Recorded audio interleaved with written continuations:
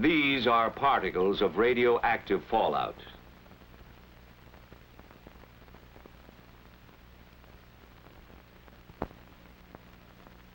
And this is how a single particle looks magnified several hundred times. A radioactive piece of matter from a nuclear explosion.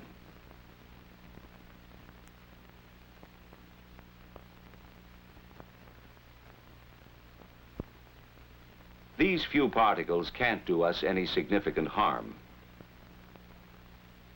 But should there be a nuclear attack, many billions of them would fall from the sky and settle to Earth, releasing radiation that could cause sickness or death in the area where they fall.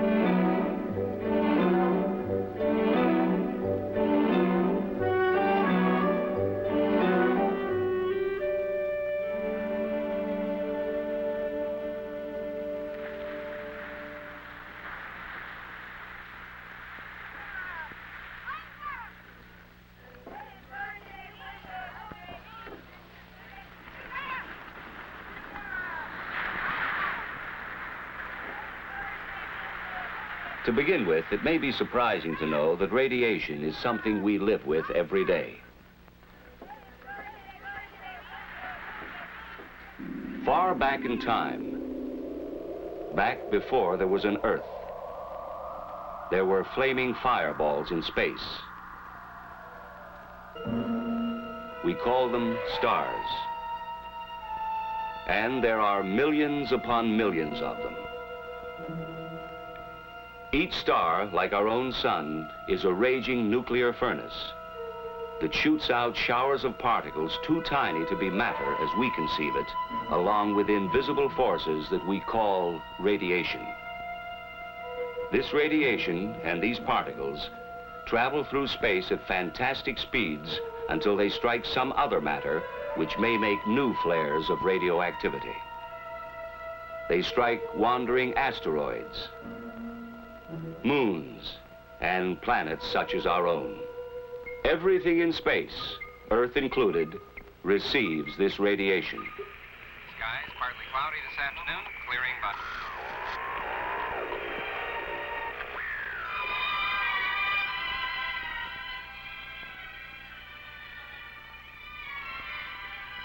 Background radiation is all around us in tiny quantities. Nature even planted unstable atoms deep inside the Earth itself. They decay one by one, here and there, in a barrage of inconceivably small and silent explosions. Each explosion is another spark of radiation. All life on Earth has reached its present form in company with radiation from this naturally occurring radioactivity. Extremely thin, with extremely low-level intensity, it has always been with us. It is nothing new.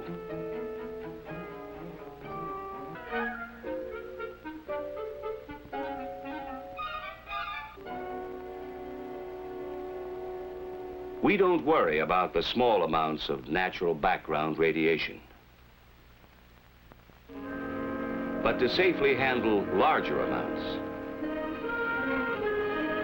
we must keep our distance and shield ourselves. For as the amounts increase, so do the dangers.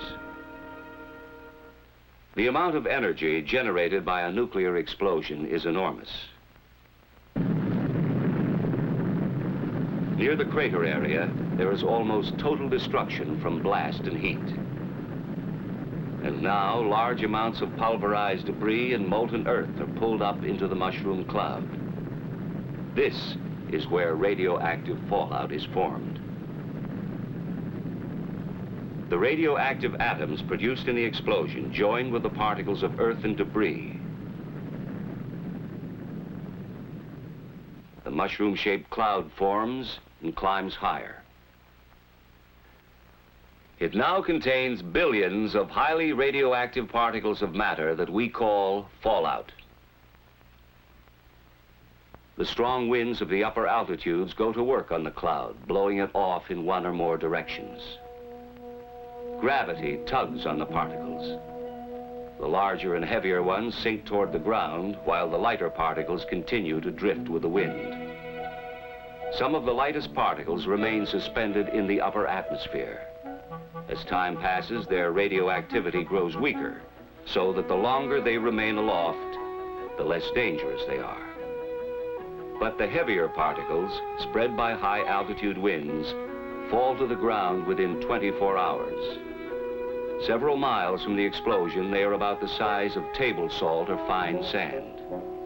These are the most dangerous because they carry the greatest number of radioactive atoms and so emit the largest amount of nuclear radiation. Which brings us to an all-important fact. Deadly as radiation can be. And this gives us an invaluable ally, time. Suppose a nuclear explosion takes place at 12 noon. By 1 o'clock, the total force of the residual radiation is at a high level. By 7 o'clock, it's down to 1/10. In 2 days, although still dangerous, it's only 1/100th. But in 2 weeks, it's only 1/1,000th. With this decay rate in mind, consider radioactive fallout conditions which might confront us after a massive attack. Within an hour, fallout would be a serious problem in the vicinity of explosions which occur on or near the ground. By 7 hours after the attack, the fallout area covers more and more of the country as the prevailing winds expand the fallout in a downwind pattern. 24 hours. 48 hours. Without shelter, millions would face death. A few days later, those who have taken shelter will survive. In many areas, people can even leave shelter for brief periods of time to carry out important tasks. Within 2 weeks, most people can leave their shelters for longer periods as the radioactivity decays to lower levels. The lesson is obvious. We must shield ourselves from radiation through the dangerous period.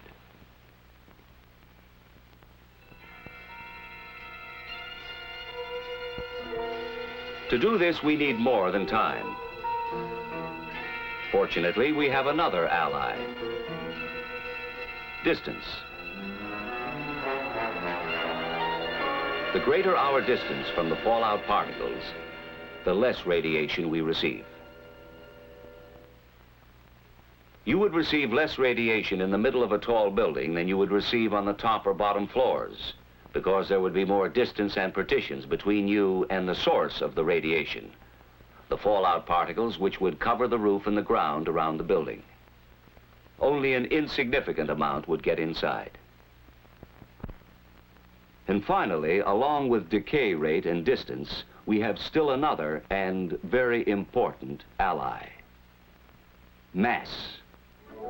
When highly radioactive fallout covers our immediate area, we can shield ourselves through the most dangerous period by using the sheer weight of any material.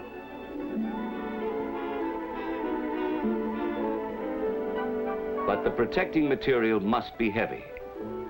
To shield out some 99% of the radiation, you would need about 5.5 feet of wood, or 2 feet of earth, or 1 1/3 feet of concrete, or 1/2 foot of steel. Even though the thickness of these materials varies, they all weigh the same. Taking a house as an example, it offers a small amount of mass and distance from radiation, but not enough protection in an area of heavy fallout. The solution is plain. Fallout shelters are the best defense against nuclear radiation, whether in a home for a single family or a large community type in an apartment building. They offer the kind of protection from radiation you would probably need in case of a nuclear attack.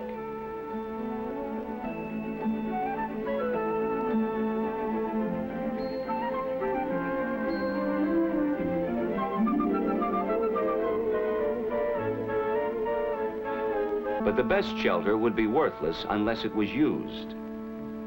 Most people find it hard to understand how silent, invisible rays, which cannot even be felt, could be so damaging. Let's see what happens when radiation penetrates the body and attacks the cells. What is a cell, and what happens when it is attacked? It's a simple organism, which reproduces itself by dividing. Our bodies are made up of millions of cells. They're the building blocks of our blood and tissues. Now, powerful radiation strikes, and cells are injured or destroyed. If radiation stops before the accumulated dose is too great, almost all of the damage eventually will be repaired. If radiation continues, there are some cells less able to function at top efficiency. Should the body fall behind in its recovery, severe illness or death could result.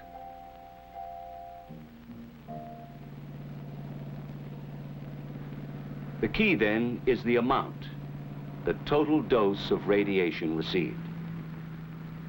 We measure radiation the same way speed is measured by a speedometer. Only instead of a speedometer, we have a rate meter.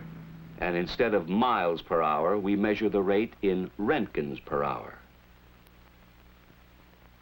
We need another device called a dosimeter to record how much radiation a person has accumulated over a period of time.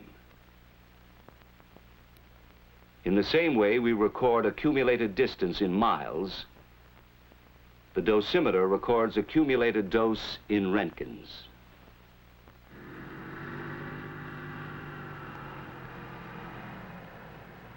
With this in mind, let's return to background radiation.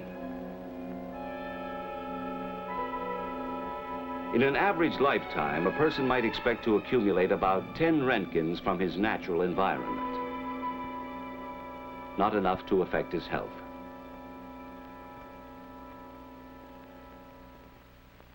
This same healthy person would need medical care if he received more than 200 roentgens within a few days.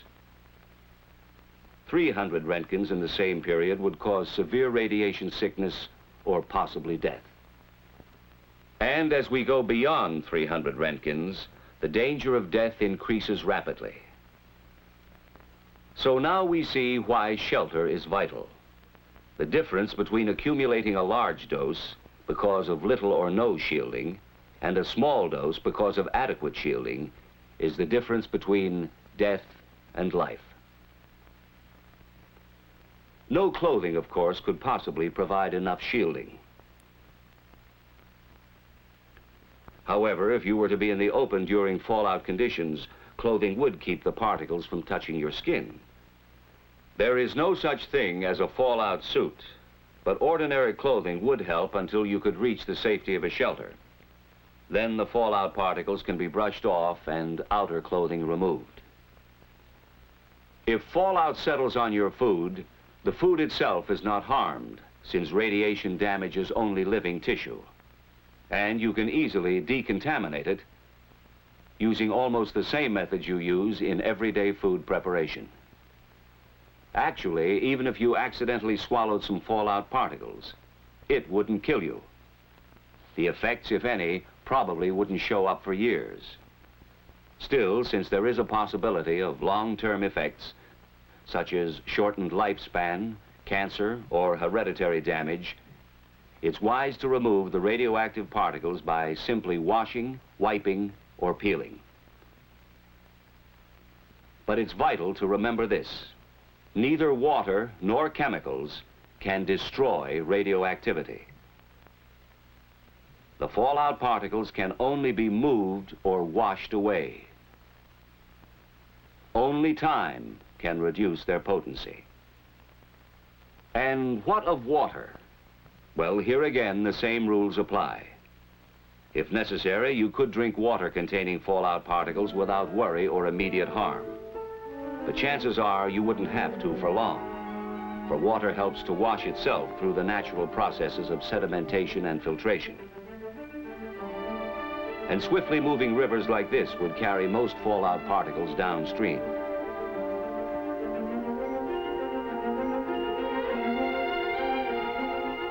In still waters, most particles would settle quickly to the bottom. Others might remain suspended in the water for a long time, while a small percent of the radioactivity would dissolve.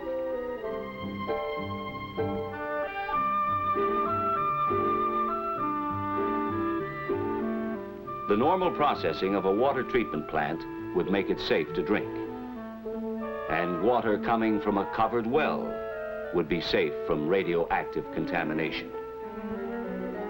There is no problem with breathing, for air is not contaminated once the fallout is on the ground. Fallout is not a poison gas. If ventilation is needed in a shelter, a simple inverted U fitting on a ventilating pipe would keep fallout particles from entering the pipe and getting inside. Of course, surviving a nuclear attack means more than just waiting in a shelter for radioactivity to decay to safe levels. Survival, reconstruction, and recovery would involve decontamination in many areas. A very difficult job. Unit 8 at Elman Morse. Dose rate 15 Roentgens per hour. Okay, Unit 8. Fallout would have to be removed from important areas by street sweepers.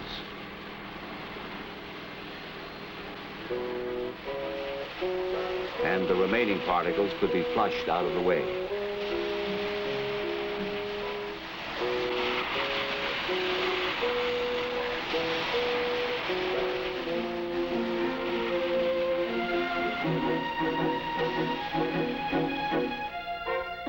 Food would be a problem.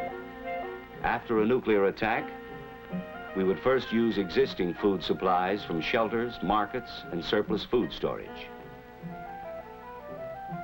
When fallout had decayed to safe levels, people could begin to work in the fields for limited periods of time. In a few areas, the land would not be suitable for food, but such crops as cotton could be grown.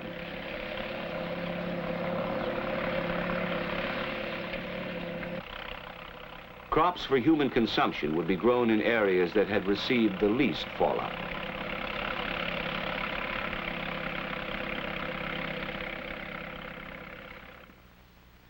The reason we would be able to grow and eat food planted in this land is that the transfer of radioactivity from soil to plants is extremely low.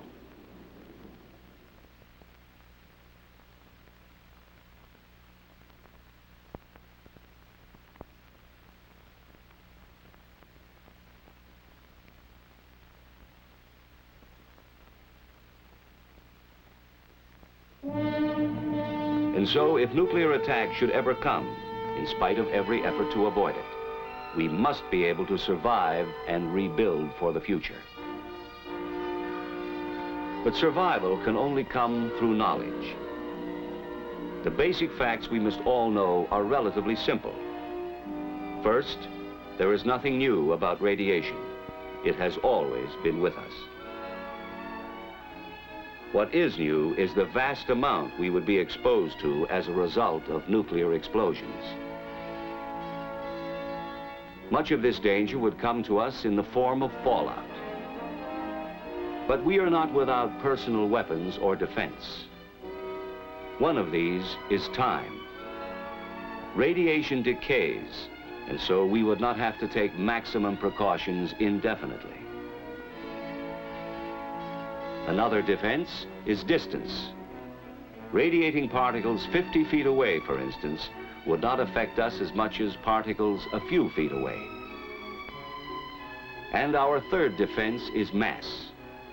Any material with enough weight will keep the penetrating rays from hurting us. The greater the weight of the material between us and the particles, the safer we would be.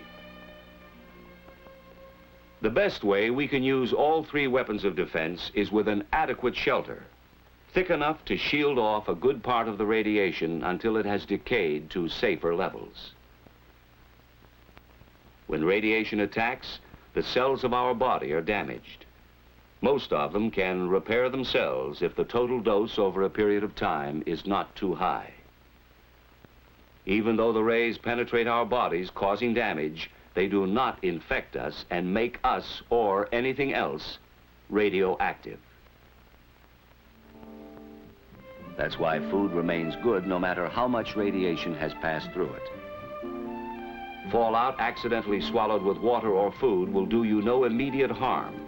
But for long-term safety, it's best to wash, wipe, or peel the food and filter the water. Even if you were caught outside under fallout conditions, ordinary clothing would keep the radioactive particles from touching your skin, but you would still need to find shelter quickly.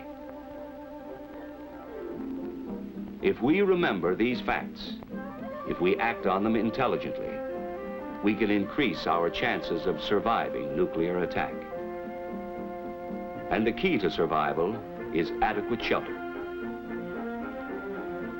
That is why the federal government has a nationwide fallout shelter program. The goal is adequate fallout shelter space for every man, woman, and child. And this goal can be reached. For with knowledge of radiation, we can face the facts about fallout, take action to protect ourselves, and learn how to live in the nuclear age.